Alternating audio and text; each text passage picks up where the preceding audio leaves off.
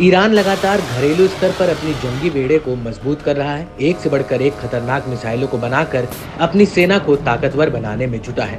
Israel के साथ बिगड़ते संबंधों के बीच ईरान लगातार जंग से जुड़ी तैयारियों में जुटा हुआ है। इस बीच एक खबर ने इसराइल समेत अमेरिका की टेंशन बढ़ा दी है। बताया जाता है कि इस्लामिक रेवोल्यूशन गार्ड कॉर्प्स की नेवी विंग को नए स्वदेशी सैन्य उपकरण मिले हैं। इसमें मिसाइल सिस्टम से बचने में सक्षम अत्यधिक विस्फोट हथियारों से लैस क्रूज मिसाइलें भी शामिल हैं। नौसेना बल ने एक समारोह में 2640 मिसाइल सिस्टम, ड्रोन और अन्य सैन्य उपकरणों की डिलीवरी ली। इसमें आईआरजीसी के मुख्य कमांडर मेजर जनरल हुसैन सलामी शामिल हुए। डिलीवरी में नई रडार से बचने वाली क्रूज मिसाइलें भी शामिल हैं। इसमें उच्च विस्फोटक हथियार हैं जो गंभीर नुकसान पहुंचाने और दुश्मन के जहाज को डुबोने की ताकत रखता है। इसके अलावा कई प्रकार की लंबी दूरी और मध्यम दूरी की मिसाइलें, लड़ाकू और टोही ड्रोन और भारी संख्या में यूएवी भी शामिल है। हुसैन सलामी ने इशारों में इजरायल को युद्ध के लिए ललकारने के साथ साथ बड़ी धमकी दी है।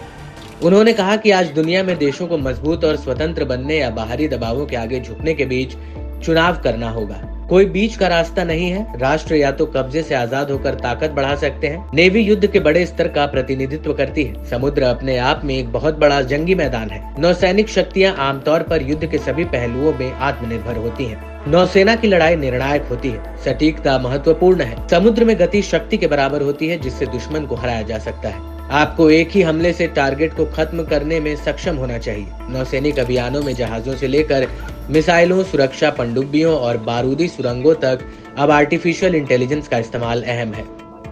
खास बात है कि ईरान के इस नुमाइंदगी के दौरान कुल 2654 नए सैन्य उपकरणों में से सिर्फ 210 को ही सार्वजनिक रूप से दिखाया गया है। ईरान की न्यूज एजेंसी के मुताबिक नेवी के कुछ सबसे एडवांस एंटी सरफेस और सब सरफेस हथियारों समेत बाकी उपकरण सुरक्षा कारणों से सार्वजनिक तौर पर नहीं दिखाए गए।